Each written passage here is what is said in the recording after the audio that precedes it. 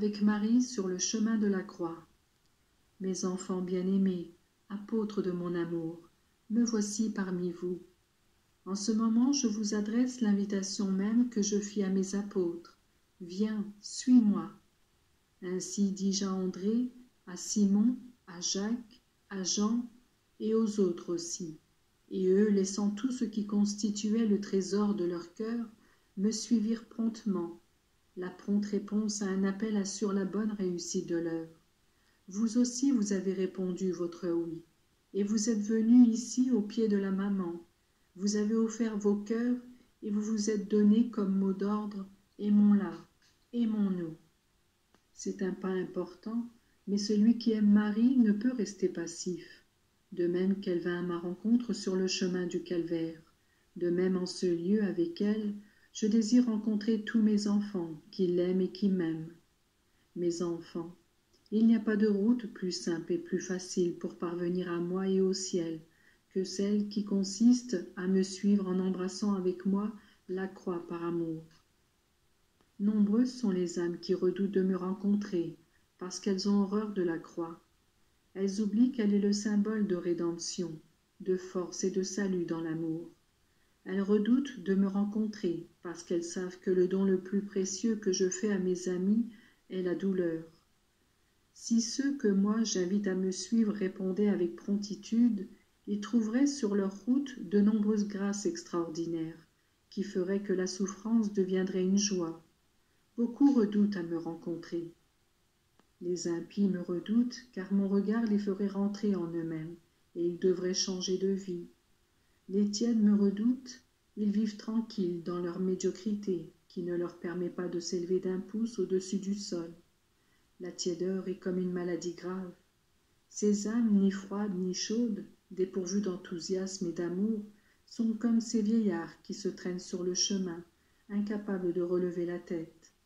Les bons me redoutent, à qui l'épouvantail de la douleur fait craindre de ne pas avoir la force de la supporter. Ainsi alors, qu'ils se débattent dans l'étau de la douleur, les hommes sont tous très malheureux, parce que le manque de promptitude et de générosité dans la réponse à mon appel les prive de l'huile pour leur lampe, c'est-à-dire des grâces actuelles. Mes enfants, c'est à chacun de vous que je me présente, moi votre Jésus. Je suis le triomphateur de la douleur et de la mort, et à chacun je présente mon emblème, la croix. Elle n'est pas différente de celle que vous avez déjà et qui pèse sur votre cœur, mais moi je désire qu'avec un sincère amour vous me disiez « Nous acceptons avec joie cette croix que nous possédons, puisque c'est toi qui nous l'as donnée. » La joie de la douleur est sainteté. C'est cette libre acceptation de la douleur qui vous donne l'essor. Vous aimez ma maman et elle se présente à vous comme la toute pure, mais aussi comme la mère des douleurs. Et telle, elle sera jusqu'à ce que son dernier enfant vivant sur la terre exalte le dernier soupir, et jusqu'à ce que le purgatoire soit enfin vide. Et vous, comment voulez-vous être privé de la croix, alors que tant de taches ont enlaidi mon visage, qui par le baptême était en vous si resplendissant? La douleur est-elle seulement pour les innocents, pour les purs, ou bien tous ne doivent-ils pas payer ce tribut à Dieu? Courage, mes enfants, à tous et à chacun j'adresse un appel. Ne craignez pas votre Jésus qui s'approche de vous. Moi j'ai ouvert tout grand les bras, et je suis allé au-devant du bourreau qui me présentait la croix.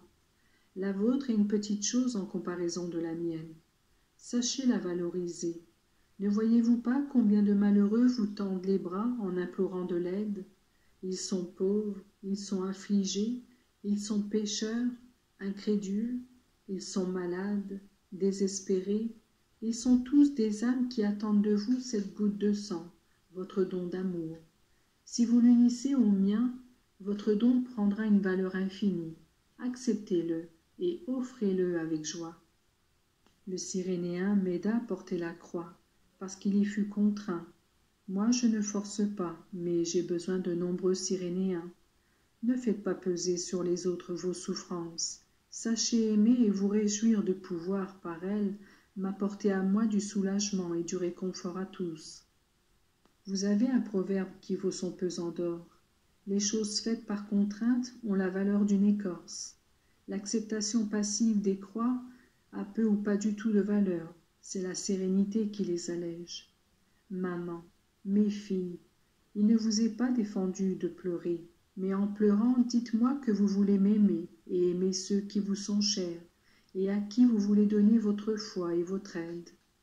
Jeunes gens, jeunes filles, enfants, venez à ma suite, aimez-moi, aidez-moi, et si les douleurs de la vie n'ont pas encore appesanti votre existence, sachez offrir des mortifications volontaires. Elles seront comme ce lin blanc et fin que Véronique utilisa pour essuyer mon visage.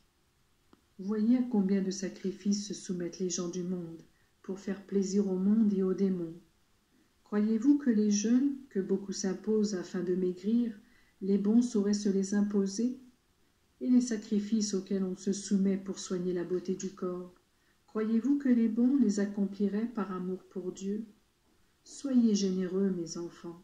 Vous qui êtes les enfants de la lumière, soyez-le au moins autant que le sont les enfants des ténèbres dans l'accomplissement du mal.